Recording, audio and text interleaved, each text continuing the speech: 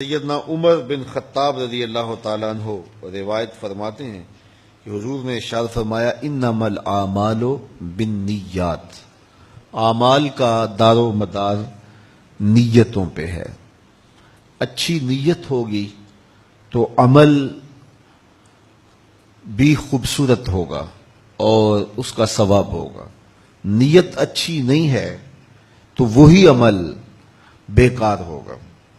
تو نیت پر عمل مرتب ہوتا ہے۔ چور بھی ساری رات جاگتا ہے، چوکیدار بھی ساری رات جاگتا ہے، لیکن چور کا جاگنا کسی اور نیت سے ہے، اس جاگنے سے اسے ثواب نہیں ملتا، اور چوکیدار ساری رات جاگتا ہے تو ایک ایک لمحے کا ثواب اس کے نامہ اعمال میں درج ہوتا ہے۔ اب دونوں نے بیداری میں رات کاٹی، لیکن نیت کے فرق سے سزا اور جزا مرتب ہوئی۔ تو جو ہم عمل کرتے ہیں اس کی نیت سے اس کا ثواب ہمیں ملتا ہے۔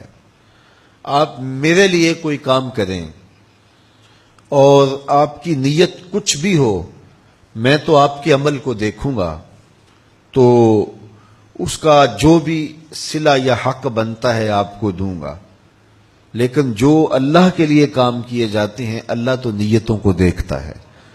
تو اگر نیت اچھی نہیں ہے، لوگوں کی نظر میں ہم اچھے بھی ہوں، لیکن اللہ تو خوب جانتا ہے کہ یہ عمل کس لیے کیا گیا ہے۔ کل قیامت کے دن ایک قاری کو، ایک سخی کو اور ایک شہید کو بارگاہ عزدی میں پیش کیا جائے گا، اور پھر انہیں کہا جائے گا کہ انہیں جہنم میں لے جاؤ۔ تو وہ قاری قرآن کہے گا مالک ساری زندگی میں نے قرآن کی نوکری کی، تو کیا مجھے جہنم کا حکم دیا گیا ہے؟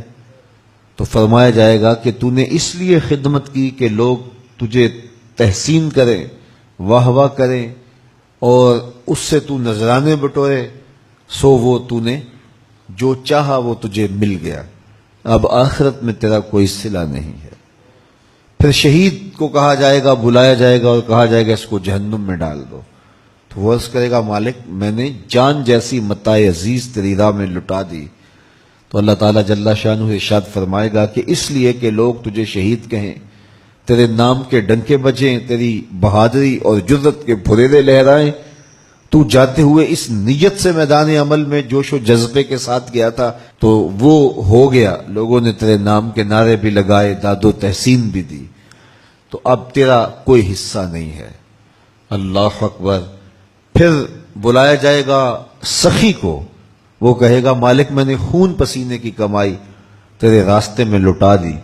تو ارشاد فرمایا جائے گا کہ داد و تحسین سمیٹنے کے لیے، سخی کہلانے کے لیے، اور وہ تجھے کہہ دیا گیا اور تیری وہ شہرت دنیا پہ تجھے حاصل ہو گئی، اب آخرت میں تیرا کوئی حصہ نہیں ہے۔ تو نیت پر اجر مرتب ہوتا ہے۔ تو یہ تینوں کام کتنے مقدس کام تھے، لیکن نیت کے فرق سے اس کی جزا مرتب ہوئی۔ اور پھر حضور نے مزید ارشاد فرمایا اللہ طیب ہے اور طیب کو ہی پسند کرتا ہے، اور وہی عمل قبول کرتا ہے جو محض اس کی رضا کے لیے کیے جاتے ہیں۔ تو وہ عمل جو محض اللہ کی رضا کے لیے کیا جائے وہی عمل قبول ہے۔ تو میں اور آپ اپنے اعمال کا جائزہ لیں۔ بعض کا بڑی لمبی مشق کرتے ہیں، ہم بڑی لمبی مشقت اٹھاتے ہیں، لیکن نیت کا فرق اس مشقت کو کسی کھاتے میں پڑنے نہیں دیتا۔ تو میں اور آپ سب سے پہلے اپنی نیتوں کا استحضار کریں۔ تو اللہ تعالیٰ جل شانہ ہمیں اس کی توفیق دے، یہ بھی اس سے مانگنا چاہیے۔ تو جب خلوص اور للہیت عمل میں داخل ہوگی تو پھر وہ عمل ہوگا، وہ تھوڑا بھی ہوگا تو کافی ہوگا، لیکن جب نیتوں کا حسن نہیں ہے تو پھر بہت سارا عمل بھی ناکافی ہے۔